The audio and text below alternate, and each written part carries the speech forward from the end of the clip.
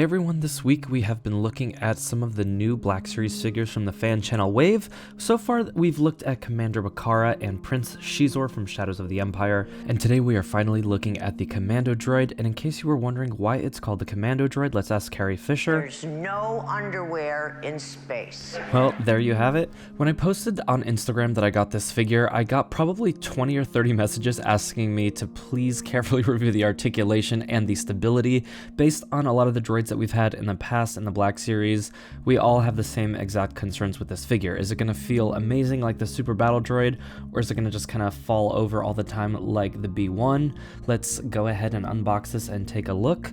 Right out of the package, it does feel very light. This feels way more like the Battle Droid than the Super Battle Droid, which isn't great news. This figure looks really great. It's got this nice purple-gray hue to it, and then the gold highlights I think could be a little bit more bronzy looking, a little bit less orange, but I think this totally reads the way it's supposed to. We've got these little hits of metallic on the chest and the head, just giving it a little bit of extra life there. And underneath the skull, we have this giant ball joint that gives you a ton of up and down movement in the head. You can really just like fully get his chin to touch his neck there. And then at the base of the neck, we have this ball joint, which I don't think we've seen before in this way, where you can really just go kind of crazy with the side to side here. So honestly, that was pretty cool to see. I just don't really know how many poses that's really going to help out in. At the shoulders, we have another ball joint that gives you a really nice range of motion. And then we have a hinge at the shoulder. And then there's also a swivel at the top of the bicep there, in addition to the swivel at the shoulder itself. And then at the elbow, we have another swivel at the top and the bottom of the elbow, as well as a hinge there that gets you just about past 90. Could have used a little bit more there probably.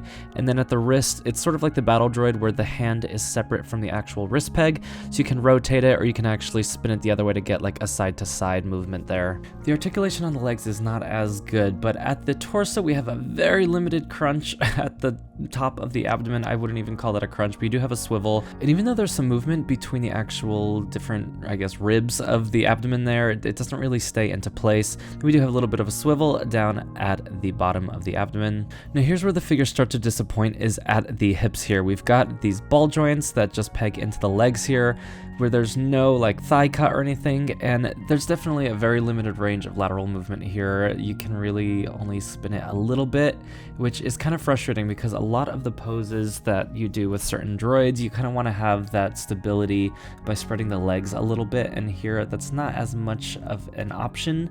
And then at the knee, we have just one point of swivel above the knee and just about 90 degrees there. And then at the ankle, there's no swivel. We just have the rocker here. So that's a little disappointing as well. So you can get him into a little bit of like a split if you just bring the legs out to the side, but then the feet just kind of want to fight you and don't want to rock as nicely like into position.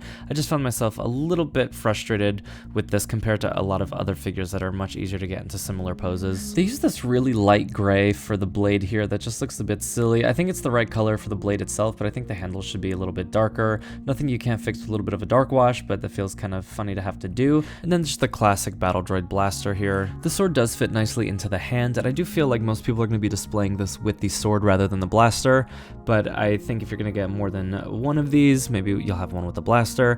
They both look great. We'll take a look at those poses in a little bit. And so I'm trying to just do a few poses here. I know a lot of people hate the way that I pose my figures, and so I'm just opening myself up to some criticism here, but just kind of feeling this figure out. You know how it is when you first get something out of the box, you just kind of start learning the limitations of it. I think this is a good example of a fairly dynamic pose. We've got a little bit of a spread in the legs there. The left foot is not sitting perfectly onto the floor, but otherwise I think, you know, it's got a little bit of drama to it. I do want to see if I can get him down a little bit lower, since these droids are so sneaky and they're so nimble. You really want to capture some of that. And because the articulation on the head is so great, you can get him crouched a little bit lower and still have that pose look natural, where a lot of other like human figures, they wouldn't be able to crane their head up that far, but with him you can get the torso down at a little bit more of an angle and still have him looking straight.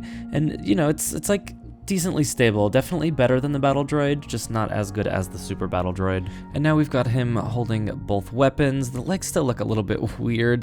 These hips are really bugging me. I think we could have definitely shaved a little bit of the back of the thigh off, as well as the back of the pelvis.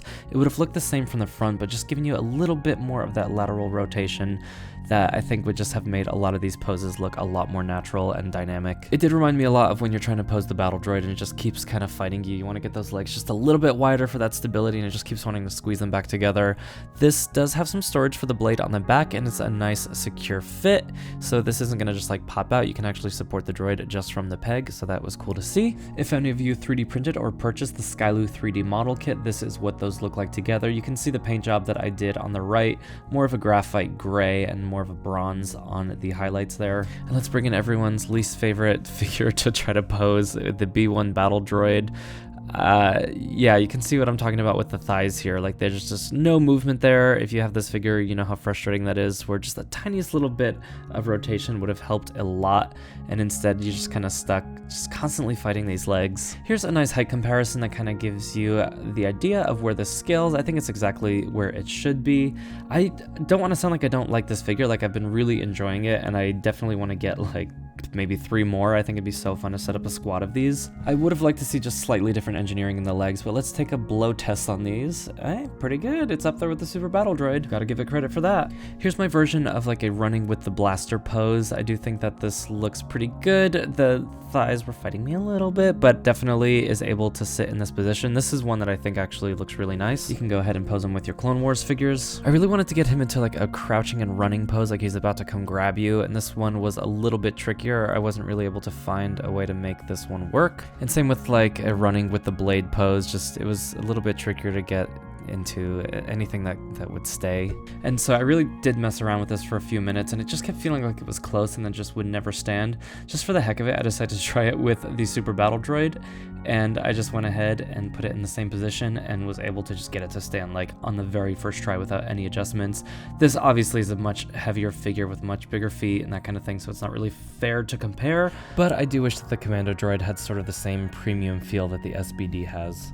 So we have pretty much like every combat droid in the Black Series that we've ever wanted. I feel like this was kind of like the last one that we just were really hoping that we would get.